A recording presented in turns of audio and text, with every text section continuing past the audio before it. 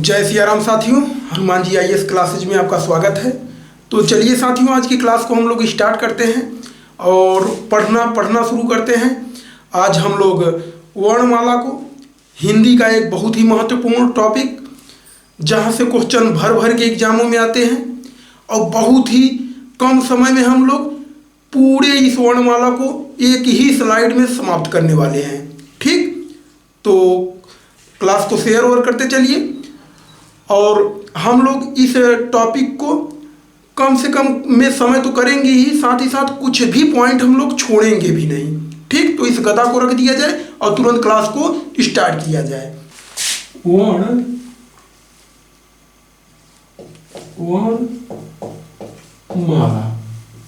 वर्णमाला। सबसे पहले तो भाषा को हम लोग जानेंगे। भाषा किसे कहा जाता है?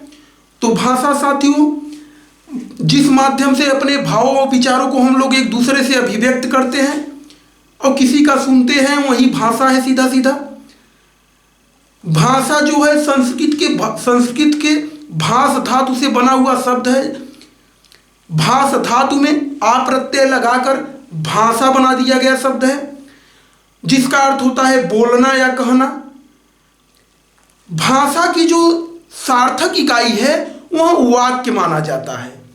भाषा की जो सार्थक इकाई है वह वाक्य है और वाक्य साथियों उपवाक्यों से बनता है। उपवाक्य शब्दों से मिलकर बनता है, शब्द अक्षर से मिलकर बनते हैं, अक्षर वर्ण से मिलकर बनते हैं और इसी वर्ण को हम लोग वर्णमाला में पूरा पढ़ते हैं।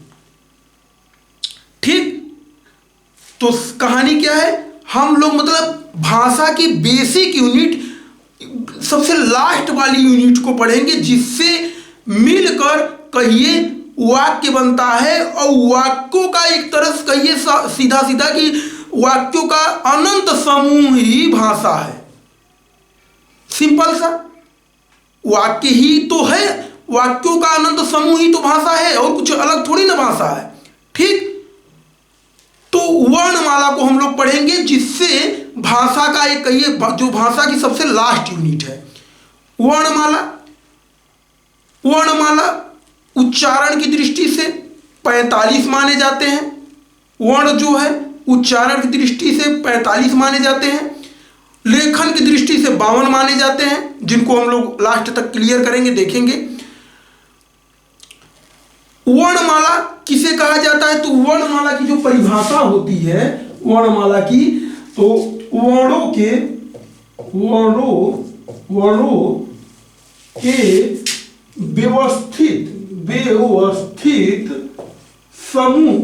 व्यवस्थित समूह को वर्णमाला कहा जाता है। वर्णों के व्यवस्थित समूह को वर्णमाला कहा जाता है। मतलब क से लेकर ज्ञ तक जिस सिस्टम से आप लोगों ने बचपन में पढ़ा होगा, क ख ग घ अंग च छ ज झ ञ, इस टाइप बिल्कुल सिस्टमेटिक तरीके से। ऐसा नहीं कि क फिर प फिर ञ फिर ज, इधर से उधर नहीं, सिस्टमेटिक क्रम में जिसको बचपन से हम लोगों ने पढ़ा है वह वर्णमाला है। ठीक, व्यवस्थित समूह वर्णमाला है। वर्ण साथियों, जब हम लोग वर्णों को बोलते हैं तो उसे ध्वनि कहा जाता है और उसी ध्वनि को जब लिखा जाता है तो वह वर्ण है। बड़ा सिंपल है, लास्ट तक देखते चलिए, सब कुछ समझ में आ जाएगा। तो कुल वर्ण कितने हैं? कुल वर्ण साथियों 45 हैं उच्चारण की दृष्टि से। इन वर्णों में 10 स्वर हैं और 35 व्यंजन हैं। तो सबसे पहले हम लोग देखेंगे 10 स्वरों को। कौन कौन? 10 स्वरों को देखेंगे। पहला स्वर कौन सा है? तो वही बचपन वाली अ, आ, ई, उ, और यहां मैं लिख दे रहा हूं उ, ए, ऐ, ओ और आओ। ये 5 5 10, ये 5 5 10 जो है ये स्वर है और 35 व्यंजन है। दोनों को मैं साथ में लेकर चल रहा हूं। 35 व्यंजन है, व्यंजनों को मैं यहां लिख दे रहा हूं। कौन कौन 35 व्यंजन, तो घाटा पाचा तो नहीं होगा, चलिए कोई दिक्कत नहीं है, लिख दे रहा हूं, नहीं जाने दीजिए, पहले उस स्वर को समझ लीजिए, उसके बाद और व्यंजनों को देखेंगे। ये जो स्वर 10 है साथियों, इनको कई प्रकारों में बांटा गया है, इनका वर्गीकरण किया गया है, कई तरीके से इनका वर्गीकरण किया गया है। कौन कौन से तरीके से, तो पहला वर्गीकरण इनका है इन्हीं 10 स्वरों का। पहला वर्गीकरण क्या है, पहला है साथियों मात्रा और उच्चारण के आधार पर, उच्चारण के आधार पर मात्रा और उच्चारण के आधार पे, मात्रा और उच्चारण के आधार पे स्वरों को 3 कैटेगरी में रखा गया है। कौन कौन 3 कैटेगरी, तो पहला है ह्रस्व स्वर, दूसरा क्या है, दूसरा है दीर्घ स्वर, तीसरा क्या है, तीसरा है प्लूत स्वर, ह्रस्व स्वर, दीर्घ स्वर, प्लूत स्वर। ह्रस्व स्वर में उन स्वरों को रखा जाता है जिनका एक मात्रा होता है, जिनको बोलने में कम समय लगता है, जिनकी एक मात्रा होती है, जिनको बोलने में कम समय लगता है, उन्हीं का एक मात्रा होता है। इसको छंदों में हम लोग डिटेल में पढ़ेंगे, लेकिन यहां समझ लीजिए कुल मिलाकर 1 पाई, ये 1 पाई वाले हैं, एक मात्रा वाले हैं, इनको बोलने में कम समय लगता है। तो किनको बोलने में कम समय लगेगा इन 10 में से, तो कम समय भैया लगेगा, ये छुटवार दिखाई दे रहा है, अ को, ई को और छोटा वाला ऊ को, यही 3 साथियों अ और कौन है, ई और ऊ, ये छोटके जो हैं ये ह्रस्व स्वर हैं, ये एक मात्रा वाले हैं, इनको बोलने में कम समय लगता है। अ बस खत्म, ई खत्म, ऊ खत्म, ठीक, तो कम समय लगता है। दीर्घ का मतलब होता है अधिक समय लगने वाला स्वर, जिनको बोलने में अधिक समय लगता हो, जिनकी 2 मात्रा होती है, इनको बोलने में अधिक समय लगता है और इनकी कितनी मात्रा होती है, 2 मात्रा। तो जितने बचे हैं, कौन कौन बचे हैं, तो आ बचा है, ई बड़ी, ऊ बड़ा और ए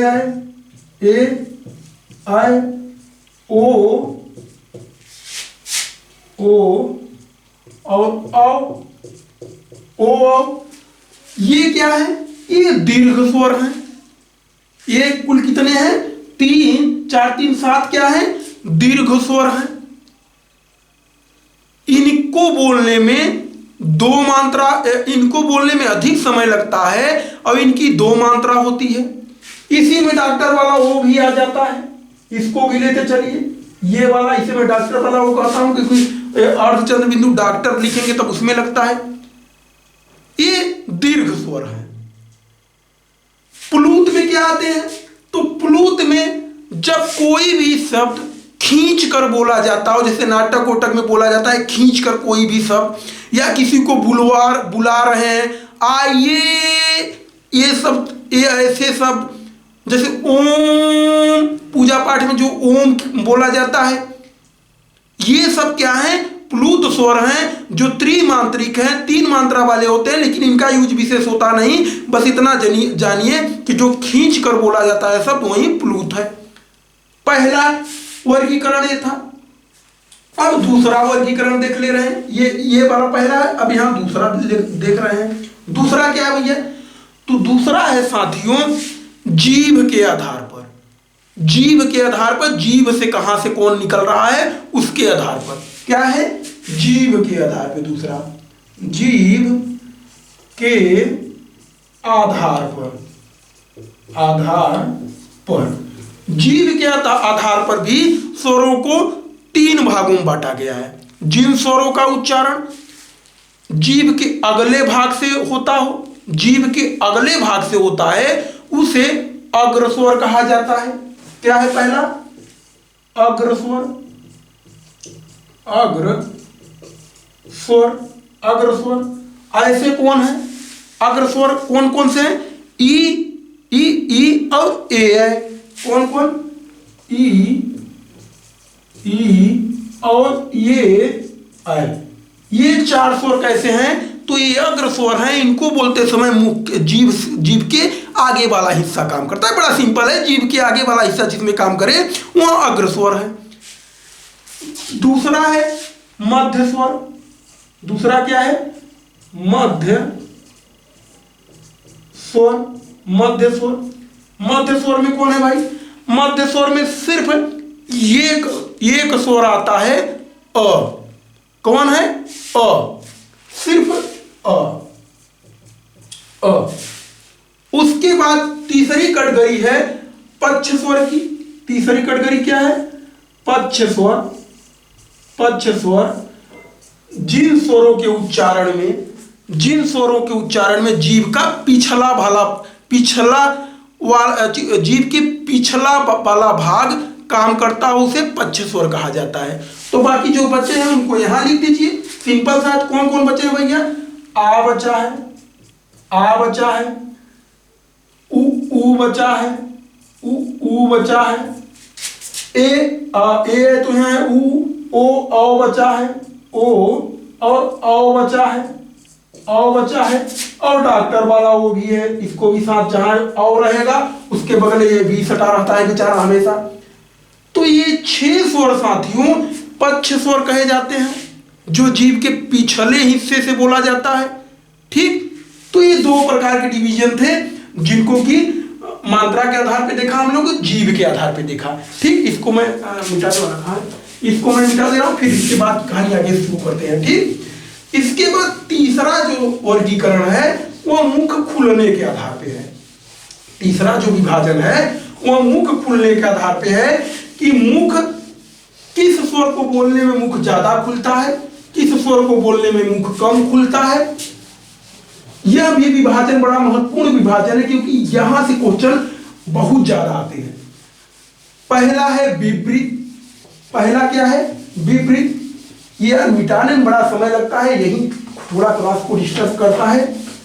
ठीक, बहुत जल्दी इसका भी उपचार मैं करने वाला हूं। ये मिटाने वाला लफड़ा खत्म हो जाएगा, बस कुछ दिनों की बात है साथियों। देखते चलिए, सर्वाइव करते चलिए, उसके बाद इसकी कहानी बहुत जल्दी ही हम लोग खत्म करने वाले हैं। ठीक, तीसरा विभाजन क्या है? मुख खुलने के आधार पर। तीसरा विभाजन है मुख खुलने के आधार पर। खुलने के आधार पर, खुलने के आधार पर, आधार पर। तो पहला इसमें 4 प्रकार से बांटा गया है। पहला है विपरीत। पहला क्या है? विपरीत। विपरीत, विपरीत मतलब ओपन। ऐसे स्वर जिनको बोलते समय मुख पूरा खुला रहता है। आ, कौन शब्द, कौन स्वर है? आ। विपरीत में पहला है आ को बोलते समय मुख पूरा खुला रहता है। ठीक, दूसरा विभाजन इसका है अर्ध विपरीत। दूसरा क्या है? अर्ध विपरीत। अर्ध विपरीत जिन स्वरों के उच्चारण में मुख आधा खुला रहता है, जिन स्वरों के उच्चारण में मुख आधा खुला रहता है। तो ऐसे कौन से स्वर हैं? अ, ऐ, ओ नहीं होगा, ओ नहीं होगा, औ और डॉक्टर वाला। डॉक्टर वाला कौन कौन? आए, औ और डॉक्टर वाला ओ। ये क्या है? अर्ध विपरीत है। इनको बोलते समय मुख आधा खुला रहता है। तीसरी कैटेगरी क्या है? तीसरी कैटेगरी है अर्ध संवृत। अर्ध संवृत, अर्ध संवृत। अर्ध संवृत मतलब जिन स्वरों के उच्चारण में मुख आधा बंद रहता है। अर्ध विपरीत जिन स्वरों के उच्चारण में मुख आधा खुला रहता है, इसमें आधा मुख बंद रहता है। तो ऐसे कौन कौन से स्वर हैं? तो ऐसे हैं ये और ओ, ए और ओ अर्धसंवृत। लास्ट इसकी कैटेगरी जो है चौथी वह है समवृत। समवृत, समवृत, समवृत मतलब ऐसे स्वर जिनको बोलने में मुख पूरा बंद रहता है। तो ऐसे कौन से स्वर हैं? ई, ई और उ। कौन कौन से हैं? वहीं बच ही रहा है ई, ई और उ। ई और उ ऐसे स्वर हैं जिनको बोलते समय मुख पूरा बंद रहता है। ठीक, तो ये तीसरा विभाजन था। अब हम लोग चौथा विभाजन देखेंगे। तीसरा था, चौथा देखेंगे। अब चौथा देखेंगे। चौथा है ओठ की स्थिति के आधार पे, ओठ बनाने के आधार पे, मतलब ओठ कौन सा स्वर निकलता है तो ओठ कैसा बनता है इसके आधार पे, ओठ की स्थिति के आधार पे, ओठ की स्थिति के आधार पर इसको भी दो भागों में बांटा गया है ओठ की स्थिति के आधार पर। पहला है वृत्तमुखी, पहला है वृत्तमुखी, दूसरा है अवृत्तमुखी,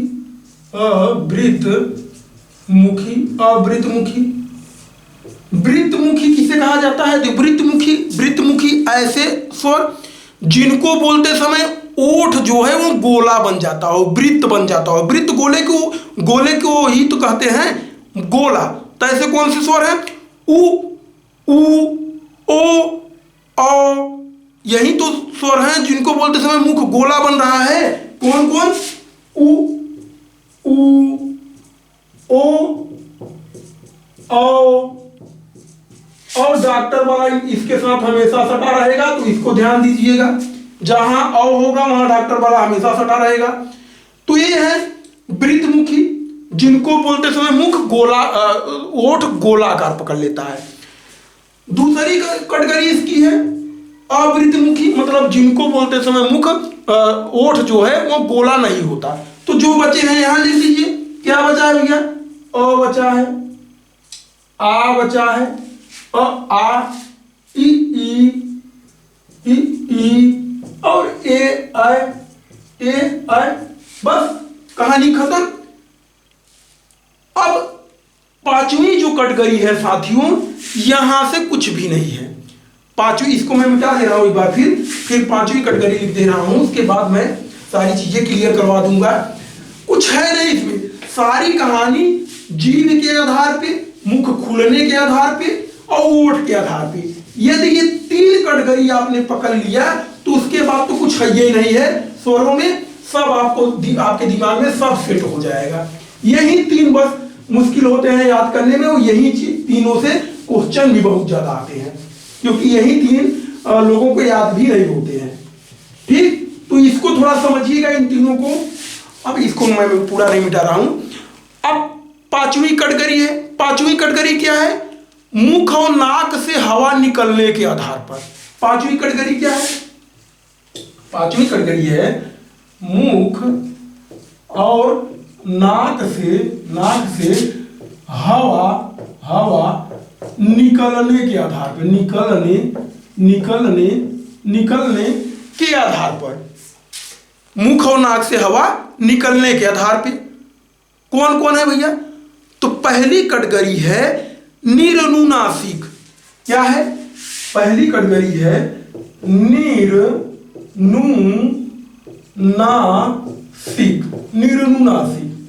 निरनुनासिक।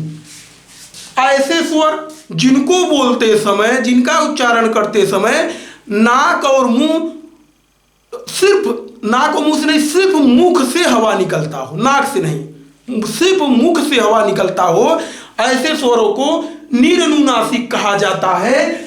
तो सारे स्वर जो हैं अ से लेकर जो औ तक है, सारे स्वर जो हैं निरनुनासिक हैं। मतलब सारे स्वरों को बोलते समय सिर्फ मुख से हवा निकलता है, नाक से नहीं निकलता। ठीक, इसकी दूसरी कैटेगरी है, इसकी दूसरी कैटेगरी है अनुनासिक।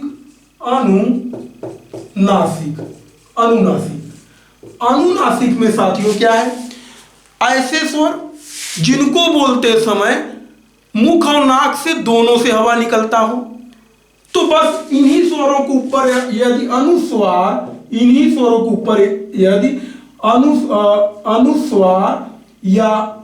अनुस्वार या फिर चंद्र बिंदु लग जाएगा, अनुस्वार या चंद्र बिंदु लग जाएगा, तो ये स्वर क्या हो जाएंगे? अनुनासिक हो जाएंगे।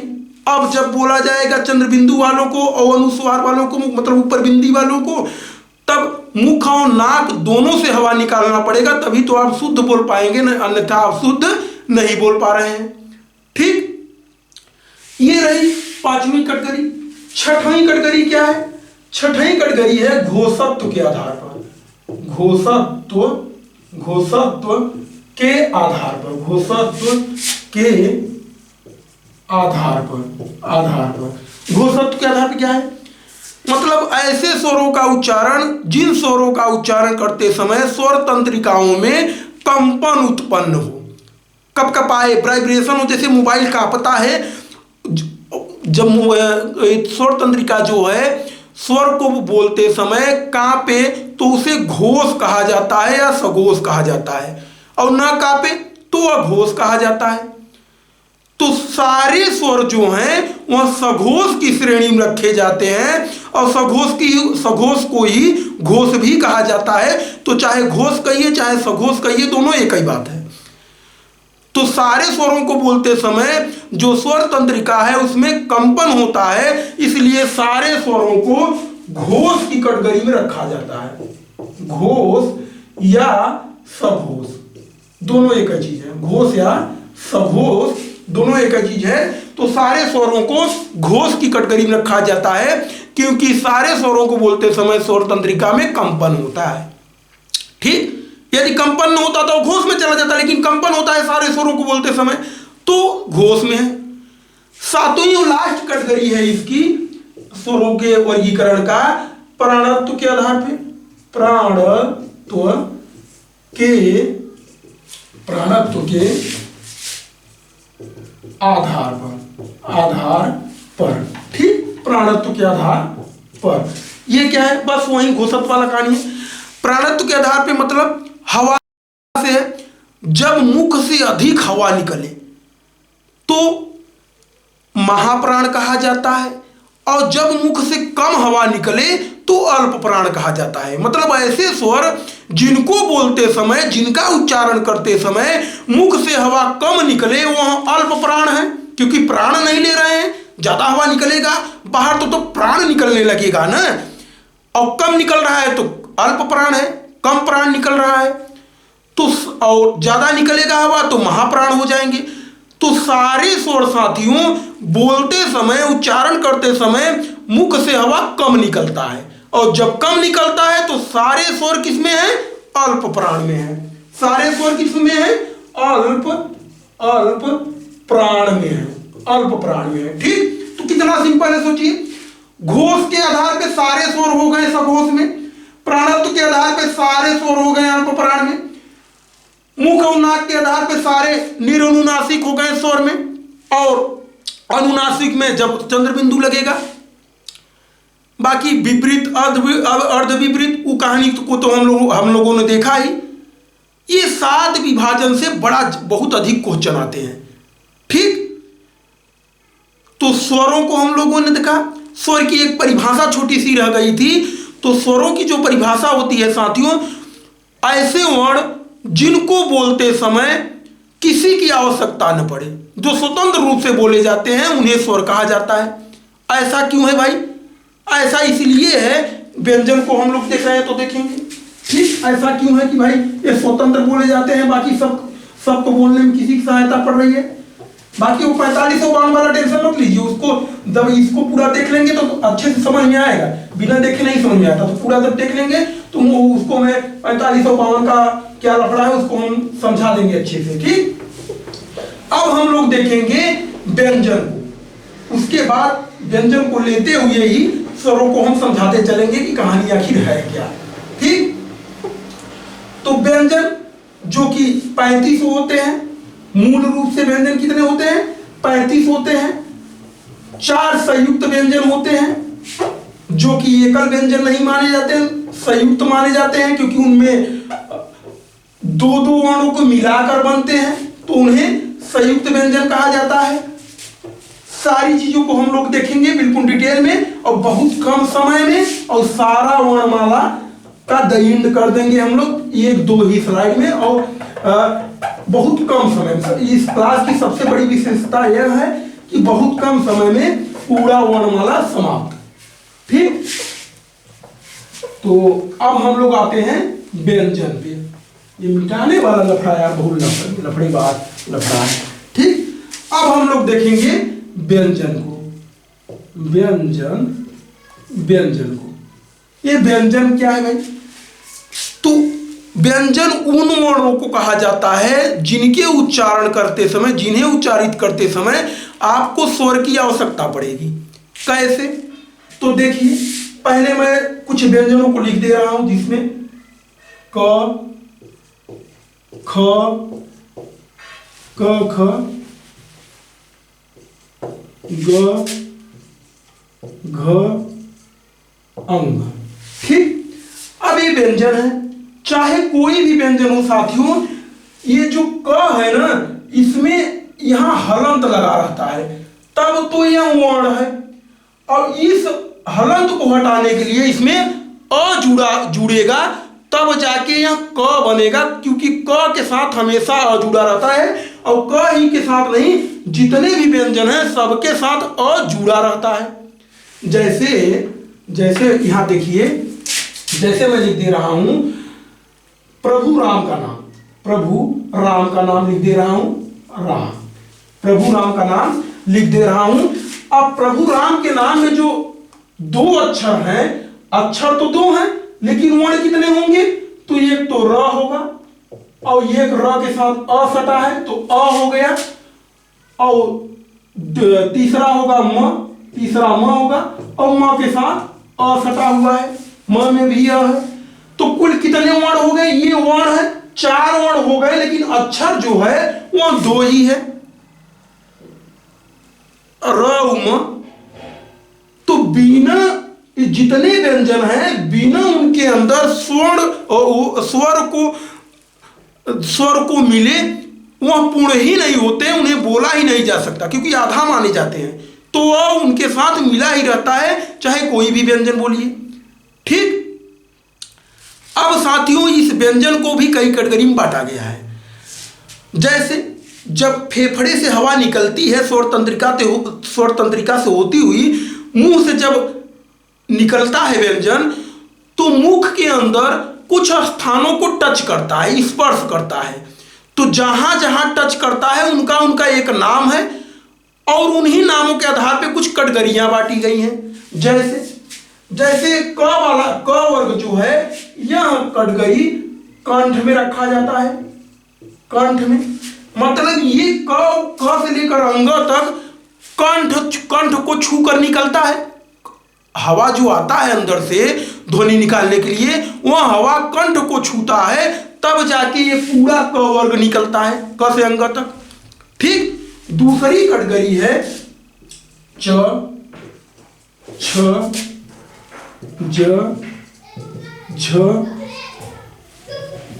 और इया। ये क्या है?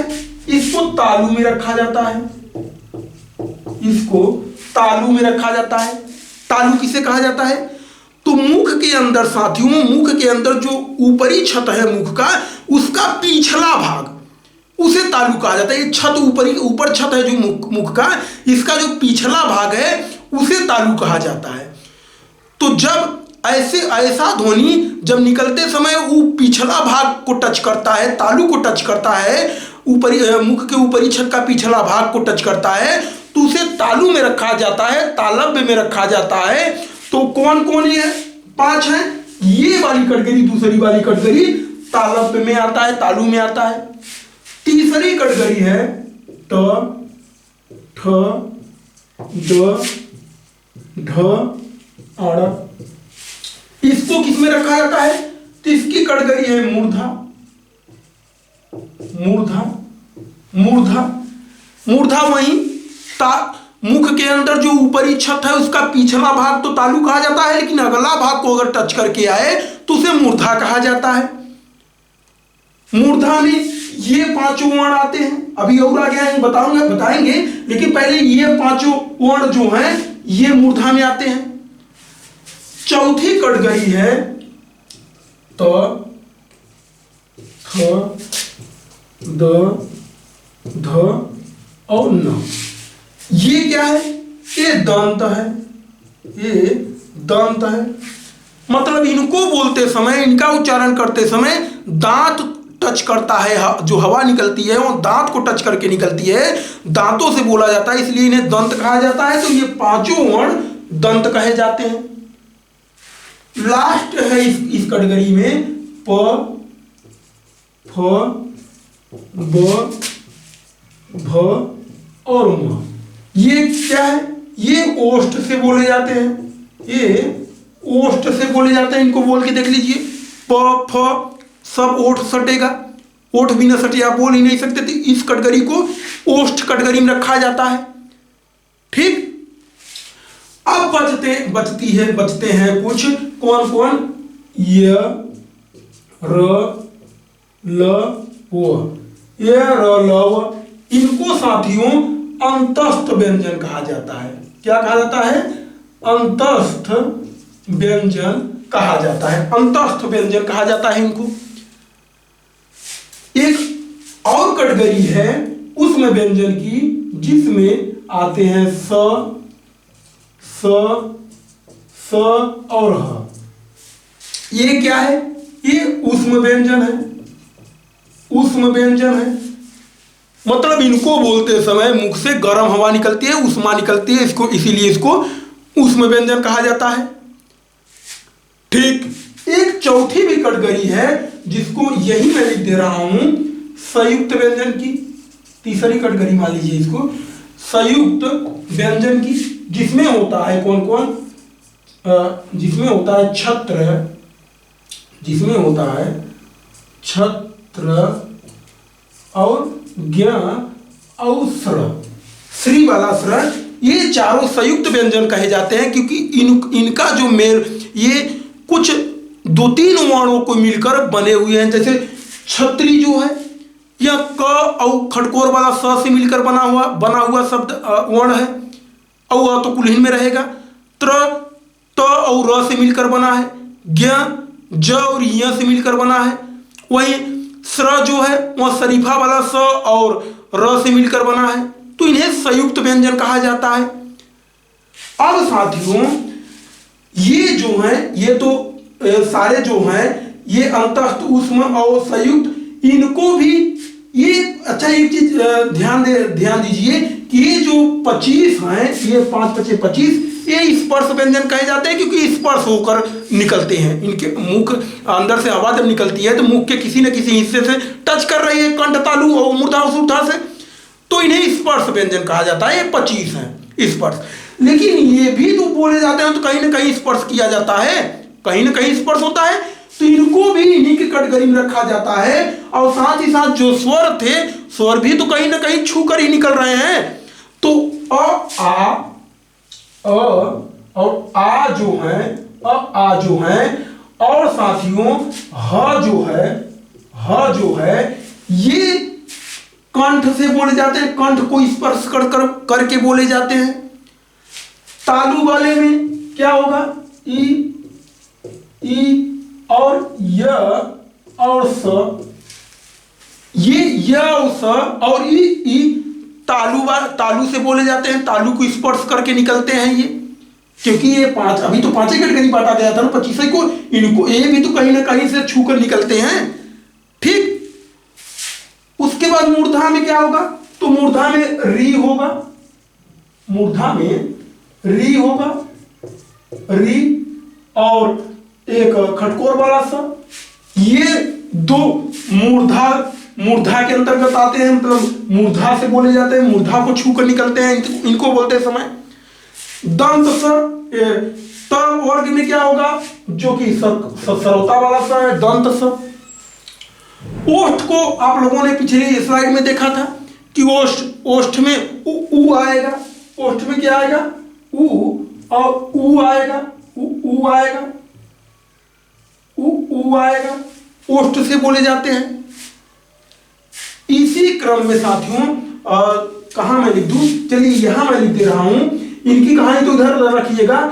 ये कुछ और चीजें हैं, जैसे कंठ तालु, कंठ और तालु, कंठ तालु, कंठ तालु कौन कौन से शब्द हैं, कौन कौन से वर्ण हैं कंठ तालु में? तो कंठ तालु में कौन होंगे भैया, तो सीधा सीधा है जो कंठ और तालु से मिलकर बना हो। तो कंठ और तालु से कौन मिलकर बना है, अ और ई से मिलकर कौन बनता है भैया, तो अ और ई से मिलकर बनता है ए आय, ए और आय।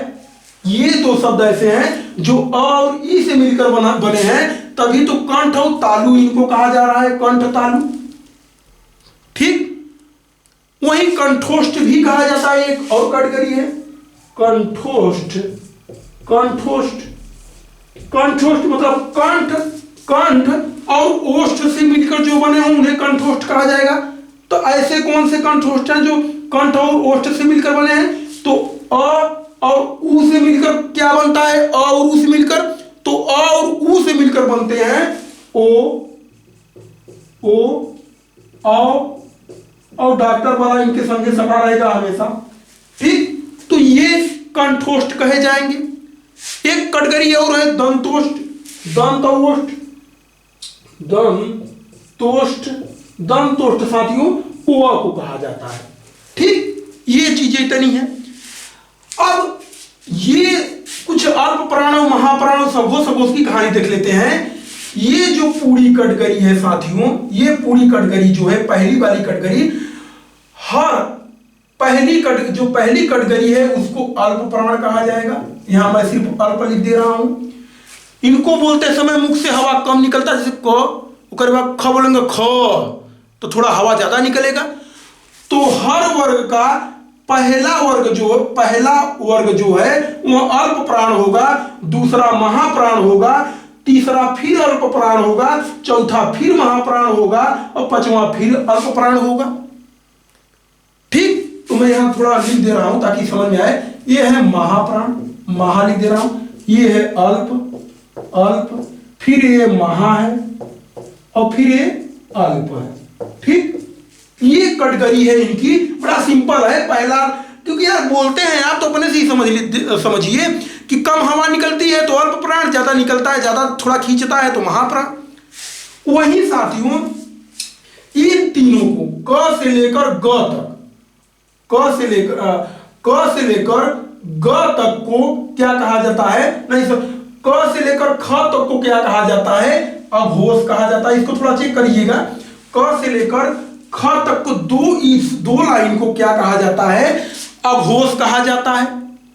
क्या कहा जाता है, अघोष कहा जाता है। अघोष कहा जाता है क्योंकि इनको बोलते समय स्वर तंत्रिका में कंपन नहीं होता। घोष, क्योंकि घोष होगा तो कंपन होगा तो घोष कह दिया जाएगा। इन तीनों को, इन तीन कैटेगरी को बोलने में, ये जो तीन कैटेगरी है, ज से लेकर झ और ये तीनों कैटेगरी, यहां तक की बात हो रही है, यहां तक की बात हो रही है। ये तीनों, सिर्फ इतना ही कैटेगरी बढ़ रहा है। ये 25 वर्णों की बात हो रही है, इनकी नहीं बात हो रही है, सिर्फ इन्हीं 25 वर्णों की। यही 25 वर्णों की कैटेगरी भी है अल्प प्राण महाप्राण की। अब ये तीनों जो कैटेगरी है, ये तीनों वाली जो कैटेगरी है, इसको घोष कहा जाता है। घोष, क्योंकि इनको इन तीन कैटेगरी को बोलते समय स्वर तंत्रिका में कंपन होता है।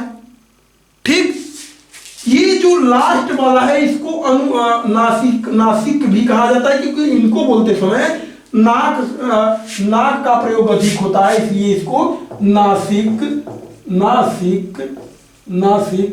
भी कहा जाता है, नासिक भी कहा जाता है। किसको, इन पांचों को बोलते समय। वही साथियों ये जो अंतस्थ व्यंजन है, ये वाले, ये यरलव, ये घोष और अल्प प्राण माने जाते हैं, ये यरलव। वहीं जो ऊष्म व्यंजन है ये अघोष माने जाते हैं, अघोष माने जाते हैं और महाप्राण माने जाते हैं, महाप्राण माने जाते हैं। ये ऊष्म व्यंजन सारे, मतलब ऊष्म व्यंजन को बोलते समय मुख से हवा अधिक निकलती है और स्वर तंत्रिका में कंपन नहीं होता, इसलिए इसको अघोष कहा जाता है। और अंतस्थ व्यंजन को क्या कहा जाता है? स्वर तंत्रिका में कंपन होता है, इसलिए सघोष कहा जाता है। और बोलने में हवा कम निकलता है, इसलिए अल्प प्राण कहा जाता है। ठीक वही र को साथियों, र को मैं यहां थोड़ा लिख दे रहा हूं। एक शब्द है र, र को क्या कहा जाता है? तो इसे लुंठित, लुंठित, लुंठित वर्ण कहा जाता है। क्यों लुंठित वर्ण कहा जाता है? क्योंकि इसको बोलते समय, इसका उच्चारण करते समय जो जीभ है वह तालू से लुढ़क लुढ़क कर छूती है, कंपन थोड़ा करती है, तो इसे लुंठित वर्ण कहा जाता है र को। वहीं एक ल है, ल है जिसे पार्श्विक कहा जाता है, पार्श्विक, पार्श्विक कहा जाता है, पार्श्विक कहा जाता है। इसको उच्चारण करते समय जो हवा है वह जीभ के बगल से गुजर जाती है, तो इसको पार्श्विक कह दिया जाता है। व और य और व दो ऐसे वर्ण हैं साथियों जिनको अर्ध स्वर भी कहा जाता है, क्योंकि ये कभी स्वर का नेचर दिखाते हैं तो कभी व्यंजन का। ठीक, अब साथियों देखिए जो 45 और 52 का कॉन्सेप्ट है, तो 45 उच्चारण की दृष्टि से जो 45 वर्ण माने जाते हैं वह कौन कौन माने जाते हैं? तो ये 25 हैं, ये 25 हो गए, 4 ये हो गए अंतस्थ व्यंजन, 25 4 29, 4 ऊष्म व्यंजन हो गए 29 4 33, और 2 है साथियों द्विगुण व्यंजन, ये वाले ढक्कन वाले, ये वाले जिनके नीचे पढ़ाई में जब हम लोग अड़ को लगाते हैं तो ये ढक्कन वाला होता है, और लड़ाई में इसको लगाते हैं तो ये वाला होता है। इसे द्विगुण व्यंजन या उच्छिष्ट व्यंजन भी कहा जाता है। 2 ये हो गए, तो 25 और 4 29, 25 4 29, 4 33 और 2 35, 35 हो गए। और 35 और 10 स्वर, 10 कौन कौन से स्वर? अ से लेकर औ तक 10, 45 हो गए। ये उच्चारण की दृष्टि से 45। वहीं 52 लेखन की दृष्टि से गणना कैसे की जाती है?